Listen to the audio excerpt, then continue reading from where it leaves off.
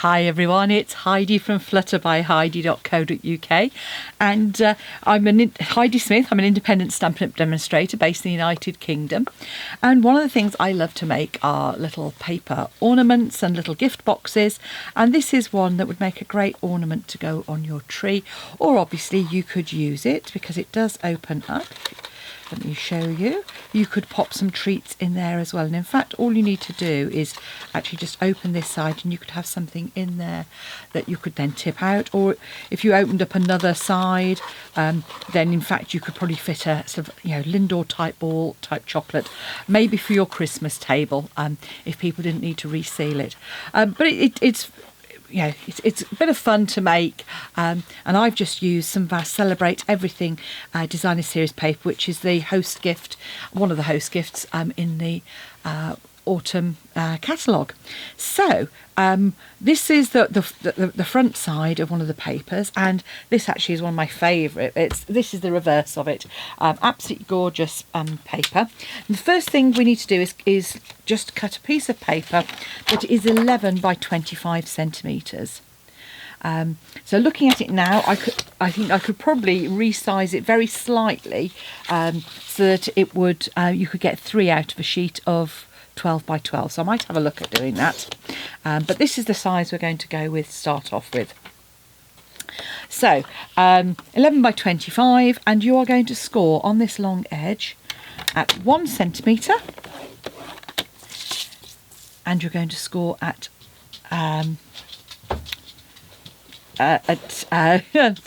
9 centimetres.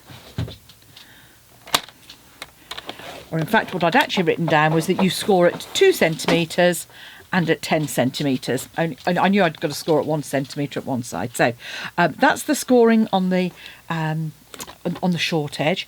And then on the long edge you are going to score every 6 centimetres. So it is simply 6, 12, 18 and 24. Right, so the next bit is actually scoring the section at the top. So at the bottom you've got this little narrow section, this one here, and at the top you've got a 2 centimetre section. So it's that very top one that we're going to be scoring, and you're going to score that at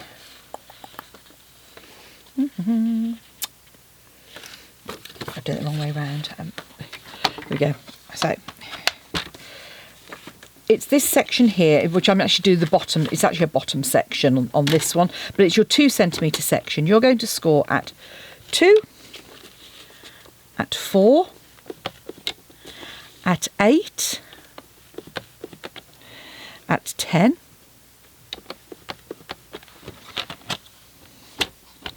at 14, at 16,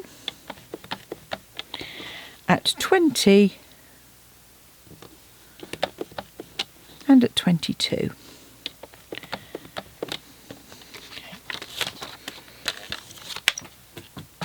So you've got little score lines every 2 centimetres because you've already got the long ones done already. So the next thing I'm actually going to do is do some trimming on this because that will then make the curved scoring easier.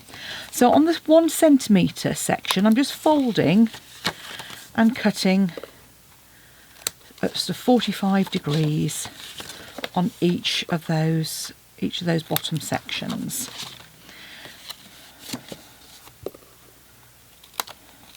I'm just going to trim that little bit away as well, and that very end bit.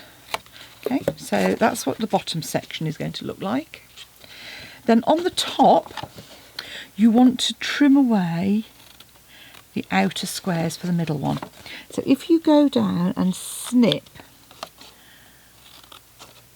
on these sections, and so you can snip all of them if you want, but you only need to snip either side of the middle sections, like so. And then the ones that you want to trim away are these ones. So if you fold down the middle and then trim in between. Okay, So this is what we're doing. So fold down the middle one and trim in between. Fold down the middle and trim in between, and then fold down the middle and just trim away that end one. Okay, so you're going to end up with a piece that looks like this. Okay, so once you've done that, you want to grab yourself a plate or a curved surface of some sort. Now I have used it's about an 8-inch, 9-inch plate, something like that. So you want a kind of a shallower curve on it, and you're going to score a curve from this bit here down to the bottom. And you can see why I've done the trimming, because all I need to do now, once I get my scissors that way, is line that up at the top and come out the bottom. And I tend to go along all of them in one direction. So again,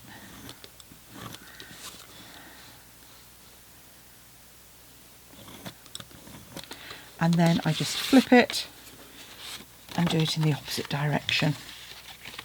So now I'm coming the other side of that.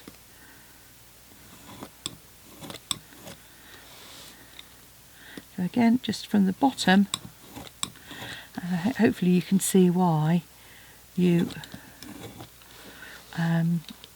start off with I start off with the trimming. Okay. So once you've done those curves, which never show up very well, so if I show you on my template here, you see those are the curves we've just created, and now we're going to take some of the bulk out of the top. So again, simply just fold and cut that corner off.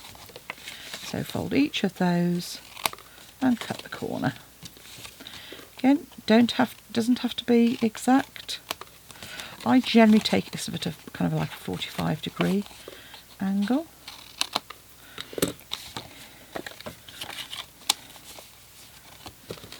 Trim that.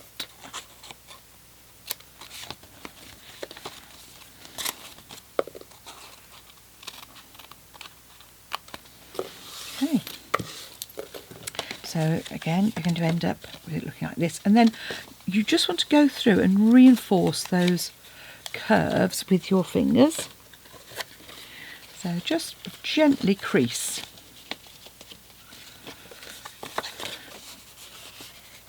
So I start at the top. I find that is the easiest place, and then you can just work that around.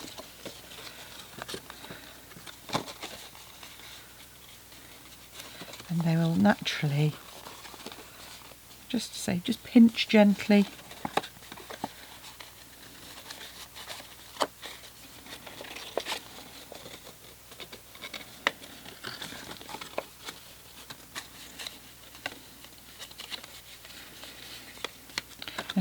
And I do find that being DSP, it works better because you can get those curves more easily with the DSP than you can with cardstock,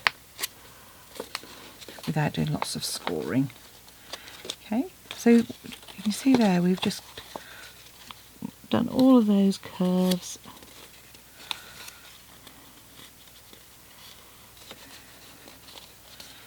Like so. So the next thing is actually to, we've got two bits to do. We've got to add a hole in the top there for our ribbon to go through. Again, some quick and easy ways of doing this. I've just cut a 2 by 2 centimetre piece of post-it note, and all I'm going to do is on a bit of, well, you can see it's actually from one of our blocks. I'm just going to go along, put that square on the top of each of those, and then pop my piercing tool. Obviously you've got the take your pick tool now. This is just my old piercing tool that I happen to have handy. So I've just made a hole in each of those top corners, And then before we construct it, you want to cut yourself 2 pieces of card. One is 6 by 6, the other is 5.7 by 5.7. So this is going to go on the base on the outside, the other one will go on the inside. You only need the one on the inside if you're going to add something with any weight in there. But to put this together, it is really, really easy. So all you're going to do is grab your seal and run it down that outside edge to start off with. And that is going to line up and overlap there. And then the next thing is our larger piece of card, and I'm actually going to put the glue on the card itself, and then just fold. Oh, I didn't reinforce those score lines. Okay, do that now. There we go.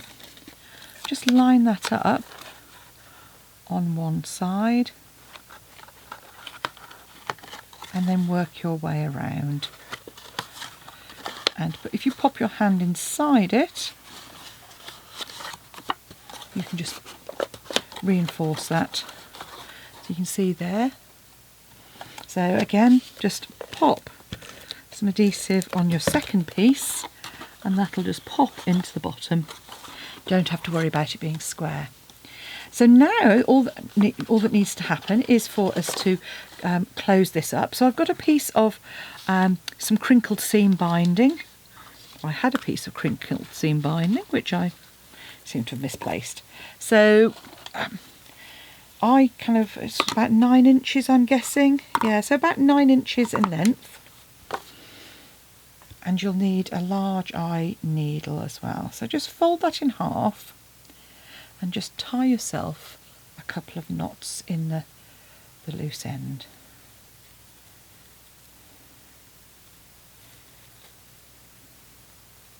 So the needle I've got actually is sold as a knitter's needle. If you want to look, I just picked it up in a local store. You know, it wasn't even a specialist store that had some craft materials. So once you've created that knot on the end, because this has got a really big eye, it's really easy to just pop that through. And then all you do is make sure you work out which one's your front edge, and you're going to pop it through. And on the other one, you can do front and back and then do the 2 sides, or you can go around in a kind of a just in a clockwise direction to add each of those on, and just pop that side seam in as you add that next layer.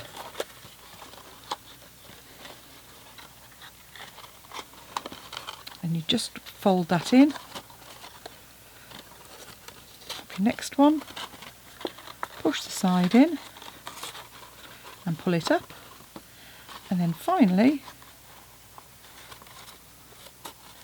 push that in on the side there, just pop it in, and there we go.